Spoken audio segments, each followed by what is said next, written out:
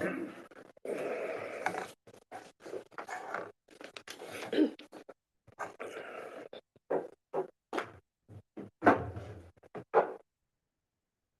we are now live on YouTube.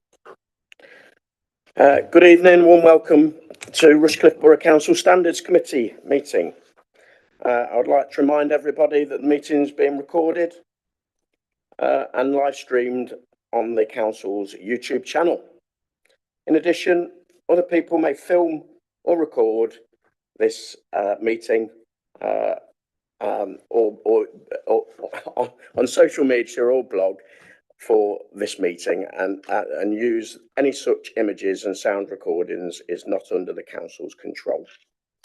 May I remind councillors to please switch your microphones off when you're not speaking.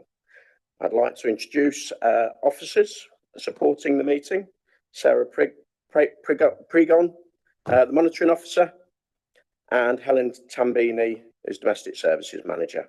I'd also like to welcome and thank our independent person, Chris Richards.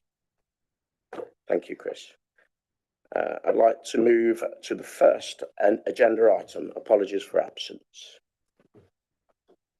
Apologies for absence have been received from councillors Matthews and Plant, Kerry White and Helen Richardson. Thank you. Do we have any declarations of interest? Nope. Okay, we'll move on to the minutes held on the 6th of February 2024. Okay. Can we look at them as a true and accurate record of that meeting? Okay. Pages 1. Pages 2.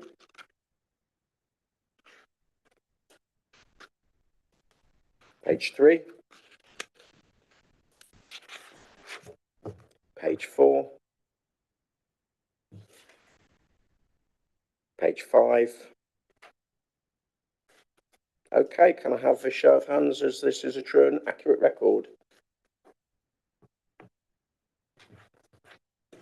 Wasn't here. Okay, thank you. Okay, it's been carried, so can I sign them? Do you want me to sign them? Thank you. Anyway.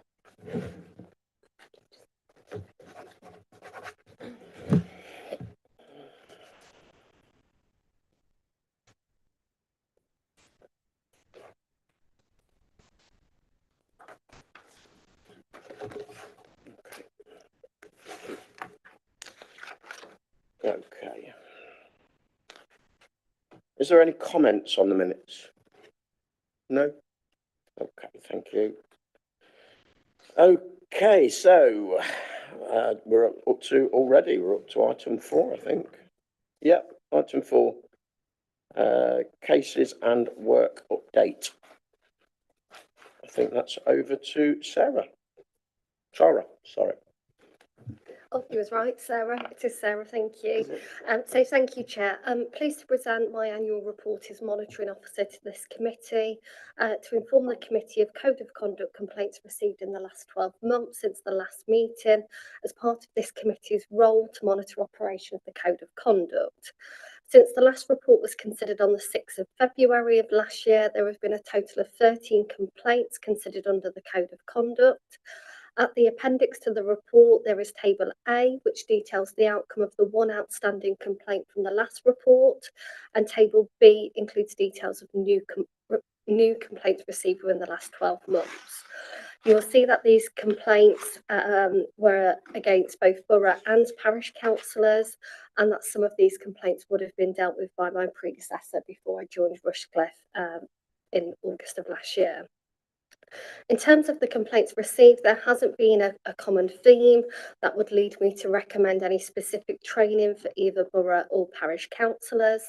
Where complaints have not been accepted under the code, that is because the complaints have been assessed against the initial test set out in our approved arrangements for dealing with code matters.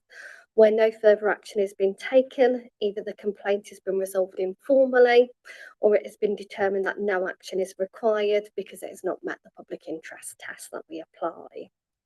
You will see that all decisions have been taken in consultation with the council's 2 independent persons, and I would like to give my thanks to them for the support that they have given me in dealing with these matters since I've joined Rushcliffe.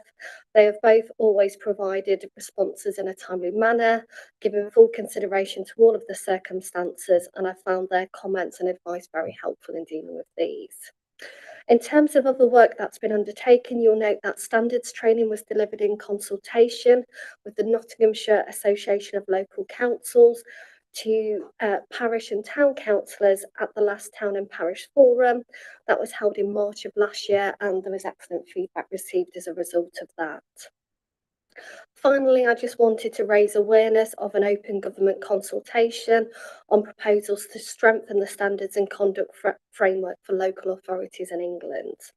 This consultation is part of the government's commitment to improve the standards regime, and they are inviting responses from elected members, council officials, members of the public, as well as representative organisations of the local government sector. In the report, I've highlighted some of the specific proposals being consulted on, but I would draw your attention to proposals to include a mandatory code of conduct for all authorities in England. So all authorities will be operating against the same code. Proposals to include a legal requirement for all councils to have a standards committee. That's not a requirement at the moment. Sometimes these matters go to the full council. Measures to empower complainants to come forward and feel confident when submitting complaints, as well as introduction of new powers which would enable councillors to be suspended whilst investigations were undertaken, powers to ban from facilities or premises where it would be appropriate, and also powers to enable councillors to be disqualified, which isn't permitted at the moment except in very limited circumstances where there's been criminal offence or bankruptcy. So this would apply for cases of gross misconduct or where there's been multiple suspensions within a five-year period. The consultation closes at 11:59 on the 26th of February, and I would encourage all members of the committee to respond to that consultation. Thank you, Chair. Thank you. Can I ask a question? Yeah, of course. Two things. One of the complaints, number 1617, was a dress code complaint. Now, we're not told what these complaints are, and I think the argument that we're not told is because it's not relevant. But as the Standards Committee, if we don't know what the complaints are, how can we know whether or not they were valid or not? And I wondered, what was that dress code complaint, and why we're not told more of the complaints? So I think there's two questions in that, and I'll take actually your latter one first of all, if that's okay. So Standards Committee are only reported full details of complaints where there has been an investigation and that investigation has concluded that a breach has been found, and then a subcommittee of this committee would then formally make a determination on that, and that result would be reported here.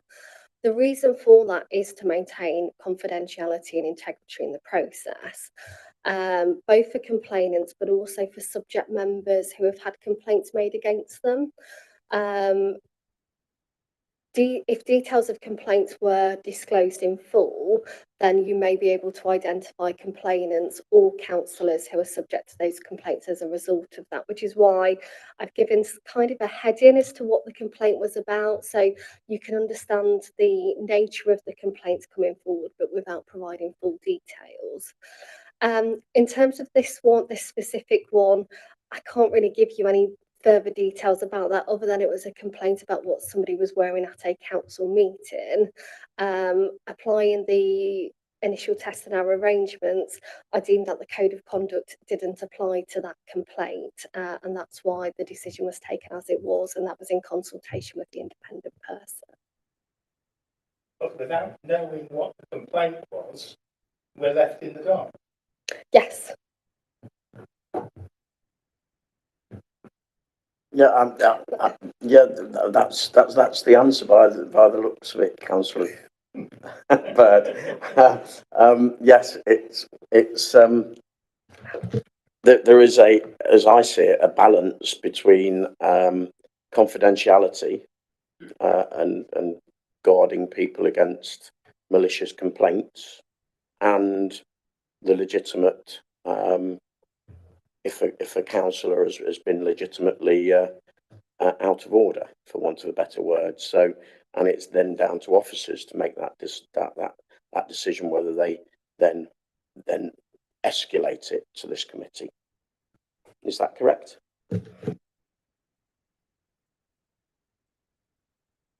Sorry, I was just going to, following on from that, I do agree with what you've said there, Councillor Sims, so thank you for that. I think the other thing to note in terms of the, the remit and the terms of reference of this committee, the purpose of the committee is to maintain and uphold the high standards of code of conduct, and, and by bringing these complaints to the committee and making you aware of them. It's also so the committee can assess as well any recommendations for training or any improvements going forward in terms of our processes and procedures. What the committee at this point isn't here to do is to hear the details of the complaints and make determinations in relation to them. The committee only has a role where actually something has been investigated, there's been a conclusion that there could be a breach, and then it comes to the committee. So at this stage, merits about the complaints themselves is not something within the remit of your hands sitting in this committee now.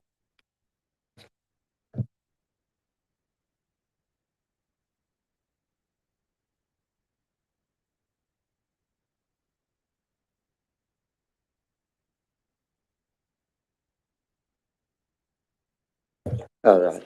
I think the difficulty that we have is that the sanctions that are available are minuscule. And I think that we recognised at the meeting 12 months ago, or perhaps 2 years ago. We have very, very few powers to do the things that possibly some councillors would feel was the right way forward. That is a fact. I can only say to you as a parish councillor that many years ago, one of the parish councillors had a complaint raised against this person. She was absolutely horrified, and it really worried her. The complaint was dismissed, actually. But the fact that someone else had complained about her, this person, really shook her, because she didn't think her actions were wrong at the meeting, and they weren't called out at the meeting either. But someone complained. It's a very difficult subject, and really and truly, we might be having consultation now, or we have the option of raising points about it. Unless the powers are strengthened, there's very little point. Quite frankly, it's as simple as that. And that possibly is the way the government wanted it.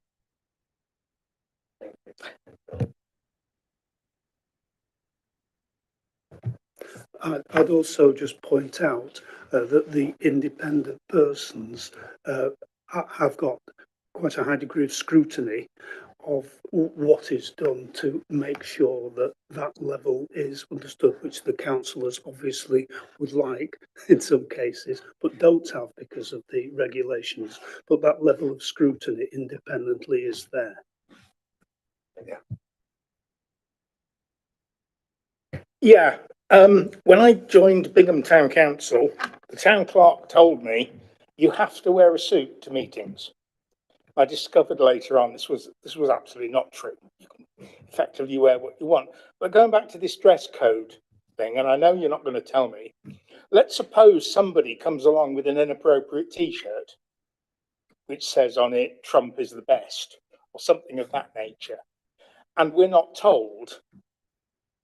That, to me, is something that perhaps ought to be clarified. Now, you say there's training possibilities if something comes up. I mean, are these things that we should know? My personal thought is we should. And going back to your comment about somebody being upset about a complaint against them, if somebody makes a complaint about me, I'd like to know. Because it may well be that I have done something wrong. And if I have, I want to put it right. And if it's simply dismissed as, oh, it's not that important, that leaves me in the dark. So I'm not entirely happy about the answers. Perhaps I can give you a little bit of reassurance there in terms of complaints received. Unless it was extremely clear that it wasn't a code of conduct complaint, the subject member is informed of the complaint and they are asked for their initial views, and those views are shared along with the complaint with the independent person. So I think that was an excellent point that Chris made in terms of, whilst it is myself making these decisions, those initial determinations, as you can see from the report, all of those decisions have been taken in consultation with the independent person. So there is that independent scrutiny and objectivity. What I can say in terms of the code of conduct, the dress code complaint, is as a council, we don't have a dress code for council meetings. The only thing that is not permitted is for political slogans to be branded in the council chamber, so that would apply. We would, of course, encourage all councillors and anybody attending a council meeting to address appropriately, but we don't, as a council, have an adopted dress code policy.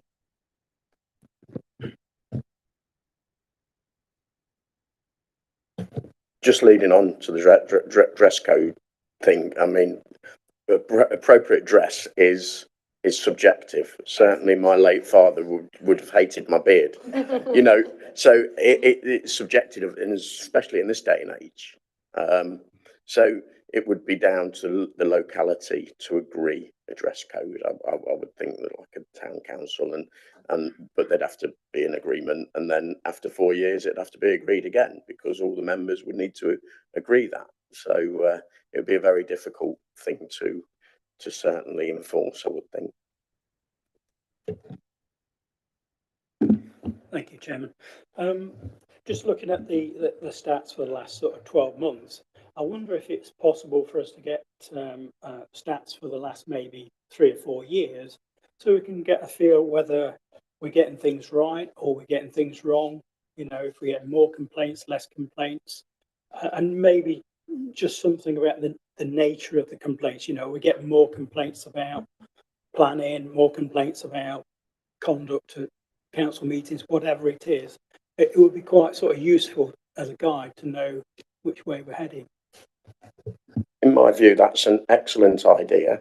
It's benchmarking, and that's what we're talking about. So we could take that a little bit further, and maybe partner comparable authorities could share their information with us, so we know where we are at. That is common in industry to benchmark.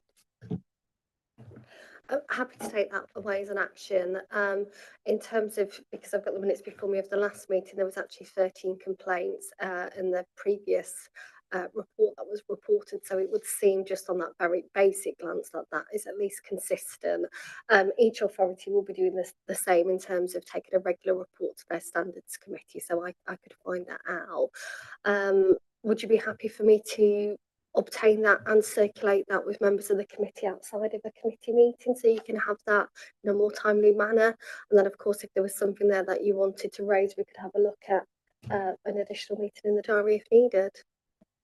Everybody happy with that?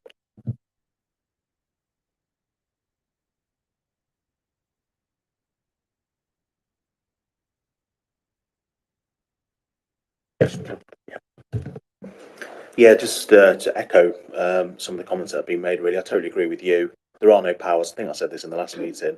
So it is a little bit of a farce is probably the wrong word, but you know what I mean. We don't have enforcement powers, and therefore it is a little bit silly, isn't it, really, in a sense. I think it's a good idea, Councillor Phillips, about getting more data. I mean, obviously with such small numbers here, we've got to be careful with that data, because we're talking tens of complaints. Obviously, if there's a spike of 3 or 4, that will look huge, but it's not really in effect. So we have to be careful with statistics. But yeah, I agree. I think if there is something that the government can do nationally to give councils more powers, what we don't want is a situation where there are malicious complaints and people getting held up on technicalities, Obviously, that's the nightmare scenario that we want to avoid. But what we do want to do is create an environment where people can actually participate in the democratic process without fear, and to be protected. And I genuinely think, I mean, in Bingham, for instance, where I served on the town council with Councillor Bird a couple of years ago, the town had its issues, and I think people were. My personal feeling was people were scared to stand for the town council because of the controversy. And I think if there were some protections in place, I think that would be good. So I will personally be commenting on the consultation. Could you send that to us so we can find the link, and I'll be putting comments on there definitely. It's interesting, but the committee does work, because that very instance, Bingham was certain individuals at Bingham were complained about, and action was taken. Independent person was got in, and there was a hearing where they were found, for want of a better word, guilty. So it can work. This committee can work, because it has worked in Bingham, and the two councillors that were being investigated, to my knowledge, their political career is not the best. So so the standards, what I'm saying, even now there is some checks and balances. It isn't just what are we doing here. There is this committee can have teeth, but they're not very sharp. Yeah. So on that particular point, yes, that there was an inquiry. It was predate I wasn't even living in Bingham at the time. It predates my even living there, but I'm obviously very familiar with it all. But I think actually backs up my point, because there wasn't any enforcement apart from finding them guilty, and then the sort of reputational damage that went along with that was one tool, if you like, for want of a better word. But there wasn't anything that could be done. And you know, as I say, I've got experience with other councillors and people I've spoken to who've had egregious complaints. I mean, there's tons of evidence, but then things aren't investigated, because at the end of the day, even if the council did investigate it, it would cost tens of thousands of pounds, and at the end of all of that process, there is no enforcement, and the taxpayer's out a few, 5 figures, and nothing's happened. So, yeah, I say it's just very, very ineffectual, and it needs solving. And I say the whole game, I think, is just making sure the system is to protect people, to create an environment where people want to enter local politics, but not going too far, and just allowing any old malicious complaint to damage people just for political purposes, for example. So yeah, so that's my view on it, and I will certainly be commenting. One final point on mine. You said ineffective, but the two councillors that we're thinking about, certainly the electorate made it effective. So initially, but their political careers were on the downward slope. So you would say that is a punishment in itself, and that is democracy. Democracy, when an elected member gets it wrong, they're then subject to the jury of their electorate. And that generally is democracy at the moment, and that actually happened in that point. So what I'm saying is, yes, a standards committee is well, what does it do? But it can do something if it's effectively administered, and officers take things forward appropriately, and members take things forward appropriately, and the money that's spent is for good reason. So councillors understand that it isn't a Wild West, and they are answerable. Certainly at borough level, where you go into town and parish, it's a little bit different. Yeah, it's a little bit different, because we don't spend lots and lots of money, and I haven't experienced that. So go on. No, I'm not correct. I'm just going to add something to it in relation to what you said before. Although the code of conduct, and this committee doesn't have any statutory powers, or very little, it does have a very great moral impact, and all the cases that were dealt with over the 2 years, in virtually every case, the person complained about was absolutely mortified by being complained about, and sort of self-reflection and introspection about that has almost certainly changed their behaviour without having to go through this hugely expensive process, which has little potential impact. Mustn't discount the moral aspect, I think, of